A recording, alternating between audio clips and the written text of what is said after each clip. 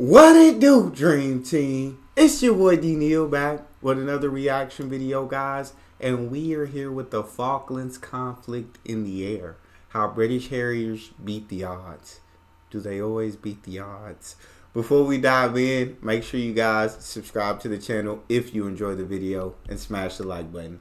Let's see what we got. When the Falklands conflict began, it seemed like Argentina had a massive advantage in the skies. They had over 100 aircraft of varying types. Some could operate from the Argentinian mainland and others could operate from airstrips on the Falklands themselves. Meanwhile, the British task force was initially restricted to the just 20 Sea Harriers, which could fit on its 2 aircraft carriers. It was up to them to protect the task force at sea, as well as the troops on the ground. To many, that seemed like an impossible task. In this third episode of our Falkland series, we're going to examine the conflict in the air. Just how big was the Argentinian advantage? How did each side change their strategy? And how did British pilots beat the odds and take control of the skies?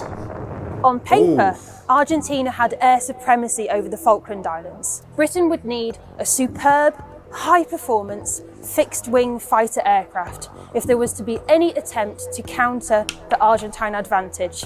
It was the aircraft behind me, the Harrier, and its naval cousin, the Sea Harrier, upon which British hopes were placed, but we'll take a closer look at that later on. Okay. As the British task force made its way down to the South Atlantic, the Argentinians began setting up defences on the islands, with men and supplies constantly flown in.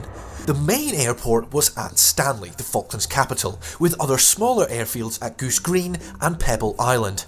Stanley was the only hard, all-weather runway on the Falklands, but it was still not long enough for Argentina's fast jets, which remained on the mainland.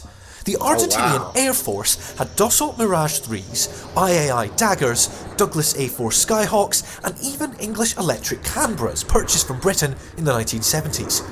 The supersonic Mirages and Daggers were a serious threat, but flying from the Argentinian mainland put them at the limits of their fuel range. The Argentinian Navy had an aircraft carrier, the Veinticinco de Mayo, which was also equipped with Skyhawks, while from the mainland they flew the Dassault Breguet Super Étendard, which could be equipped with the feared Exocet anti-ship missile, 5 of which were known to be in Argentina's armoury. The Argentinians also had a number of smaller light attack aircraft based on airfields on the Falklands, as well as IA-58 Picaras, like the one behind me. It was a 2-seat, low-wing, twin turboprop, ground attack and counter-insurgency aircraft. It had 2 cannons, 4 machine guns, and bombs and rockets could be attached to the 3 external hardpoints. It was low performance in comparison to the Mirage especially, but it was manoeuvrable and could take off from short, rough airfields, perfect for the Falklands. This aircraft joined Grupo Área 3 de Ataque, or Attack Group 3, at Port Stanley on the 29th of May 1982, piloted by First Lieutenant Ayerdi. It carried out various armed escort missions for Chinook helicopters, and on the 10th of June was involved in an attack on Mount Kent on East Falkland.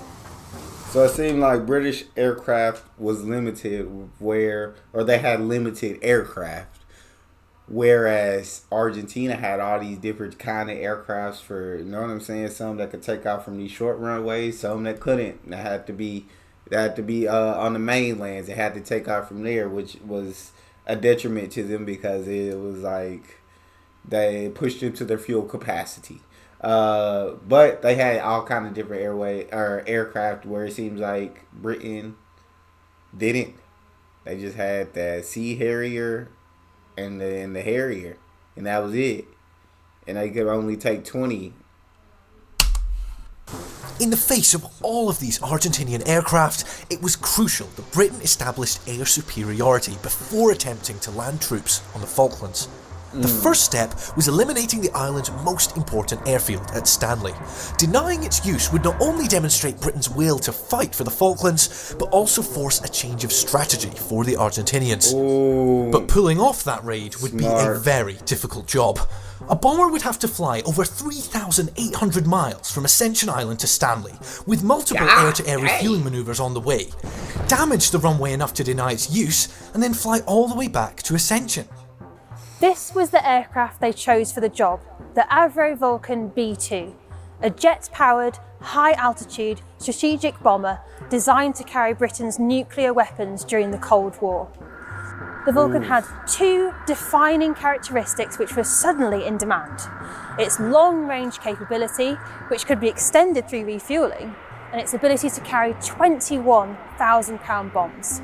Jeez. This particular Vulcan was delivered to IWM Duxford just 1 month before the Falklands conflict began by a pilot called Martin Withers.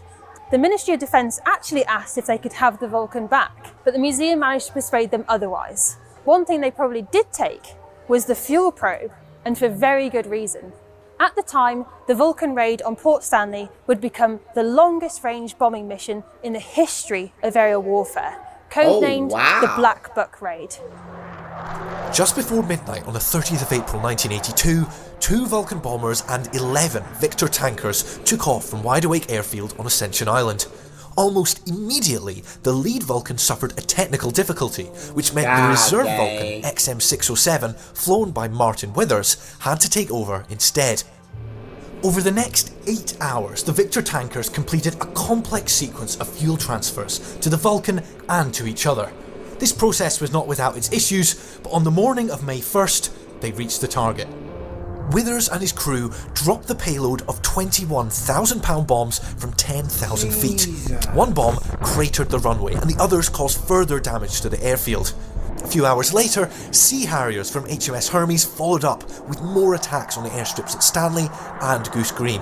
Later still, XM607 arrived back at Ascension Island after 16 hours in the air. Bro, the British... strategic. Did Argentina not think they needed to defend? Did they not think they needed to defend that? They got caught slacking on the job. You got caught sleeping. The British knew what they had to do. And they had to pull off a bomb, the longest bombing at that point in the history of mankind. And they did. Man drove plane for 16 hours. God, that's dope. The Black Buck Raid on the 1st of May would be the first of 7 Black Buck raids over the course of May and June 1992. They got hit with 7 of them? The short-term and long-term success of these raids is still debated.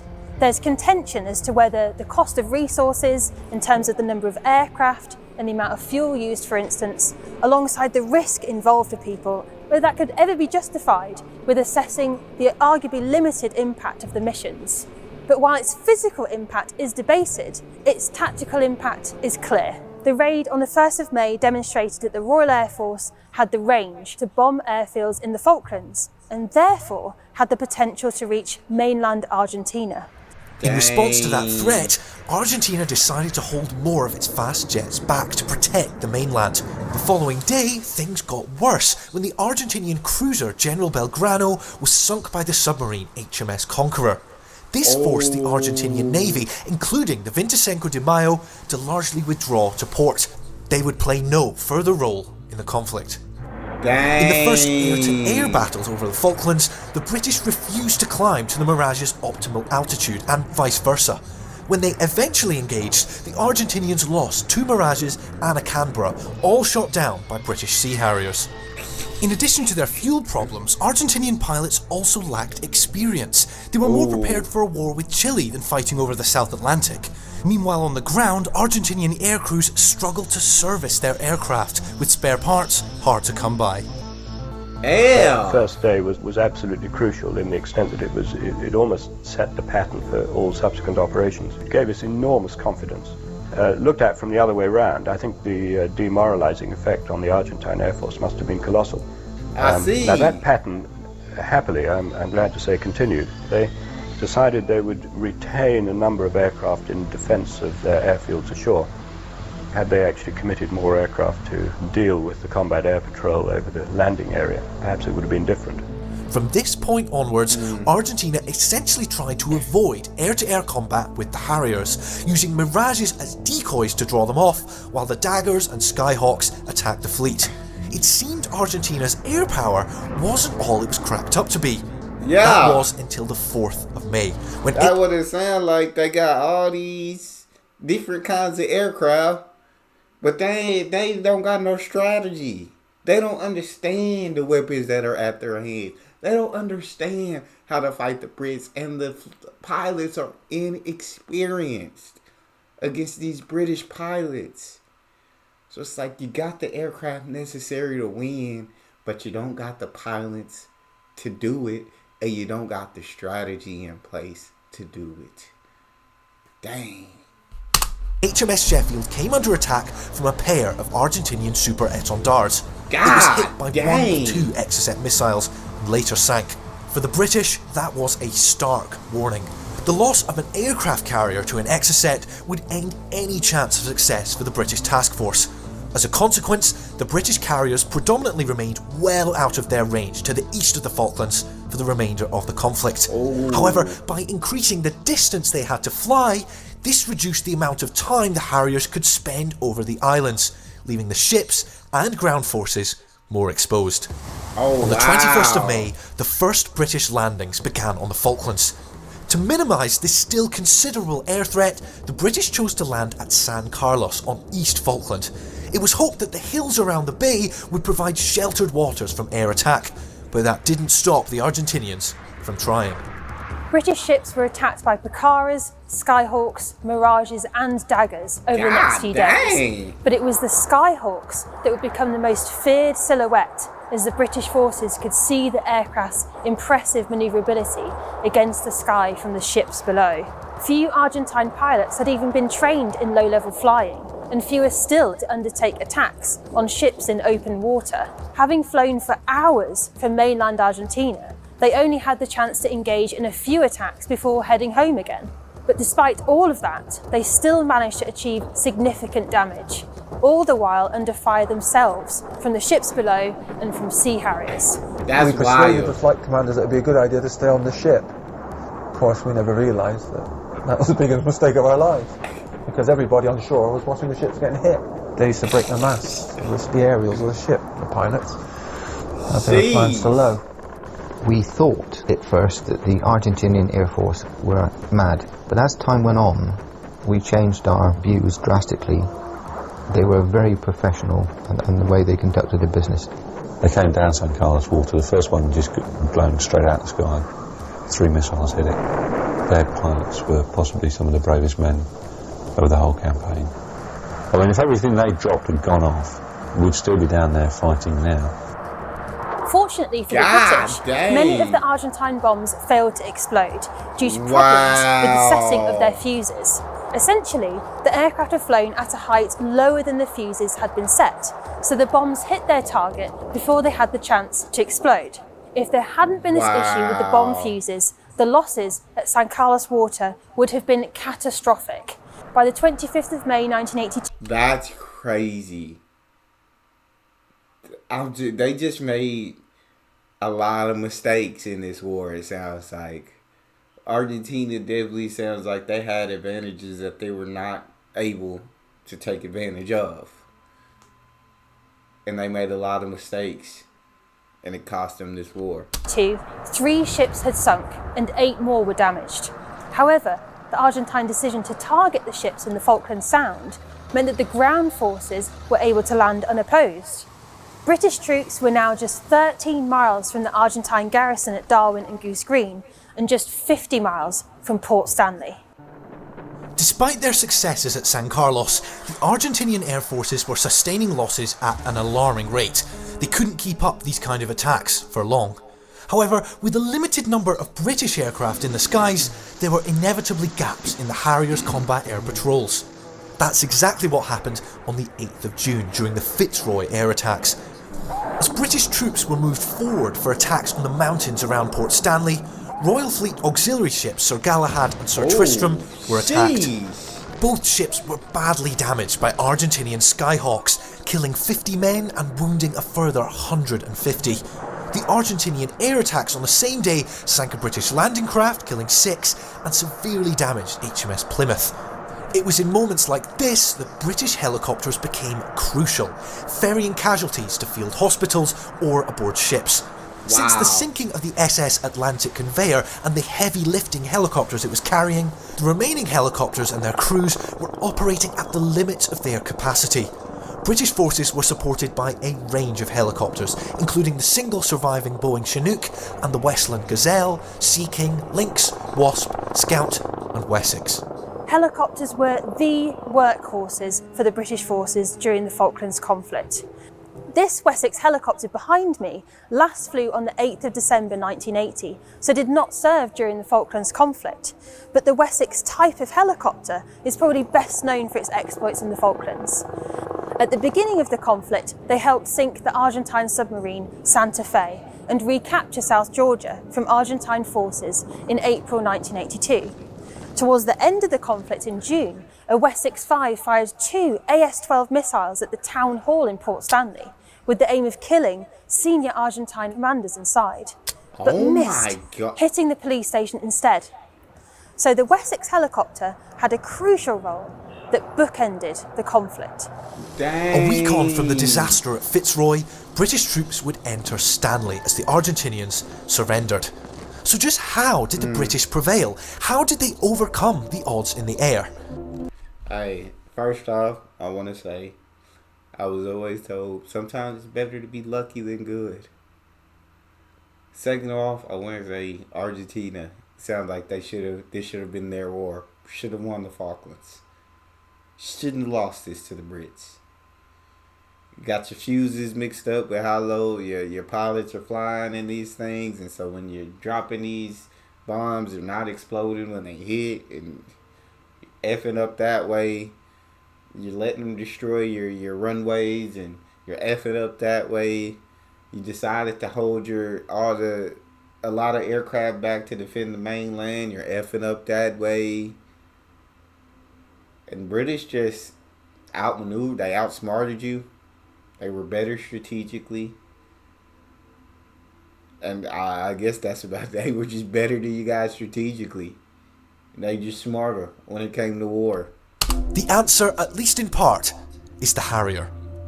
One of the Harrier's key features was its VSTOL capability, which stands for Vertical and Short Takeoff and Landing. This essentially means being able to take off from the ground vertically, so straight upwards, and to take off within a short amount of runway. GR3s are fitted with a Rolls-Royce Pegasus 103 turbofan engine, and so the Harrier could take off just vertically, just wherever it was, just fly up it. That's huge. 4 nozzles to either side of the aircraft. To achieve VSTOL, the pilot would switch the direction of the aircraft's thrust by rotating its nozzles.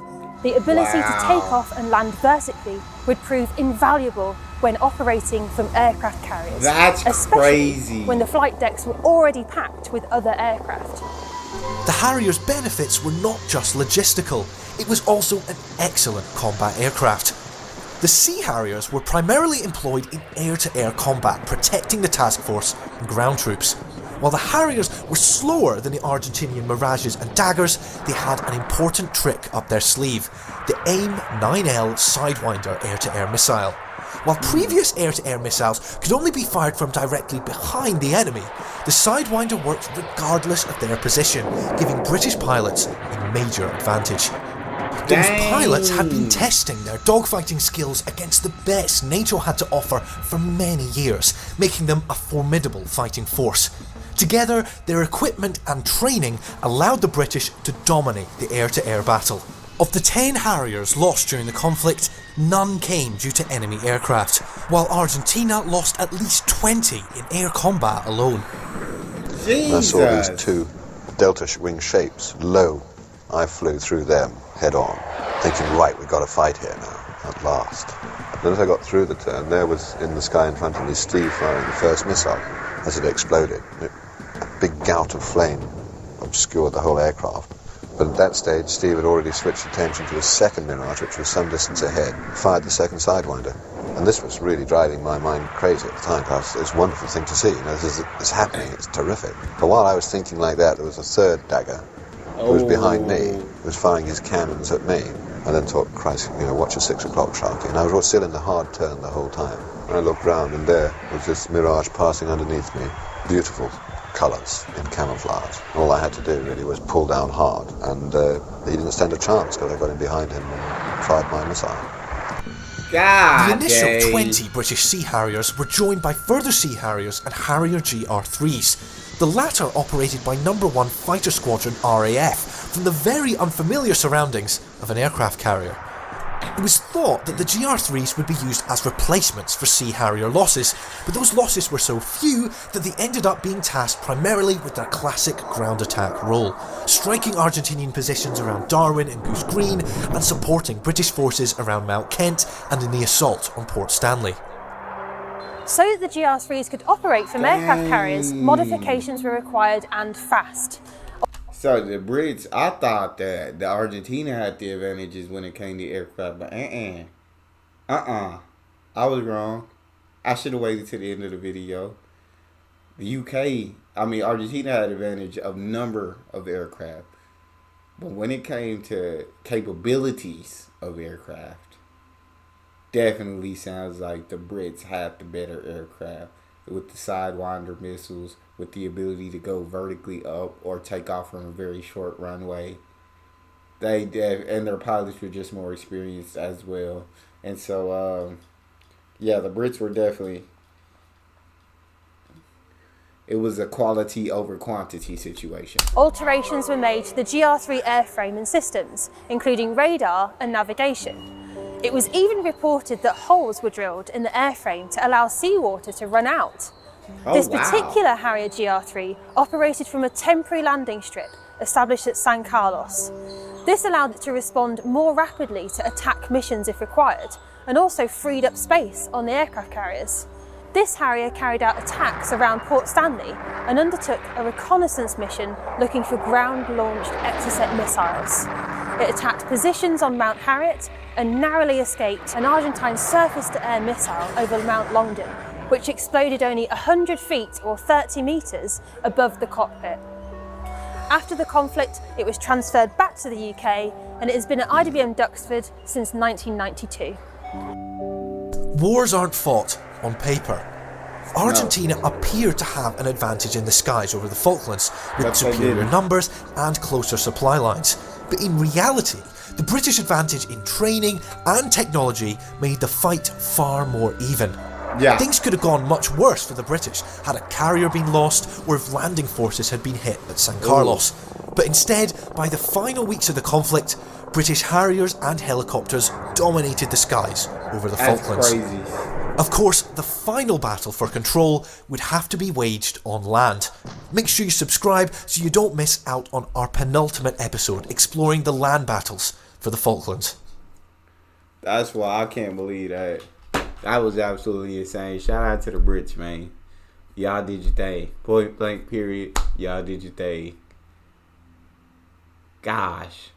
That's all we have. If y'all enjoyed that video, suggest another one. Well, also make sure you watch this one, subscribe, and like the channel. It's your boy Neal. Out.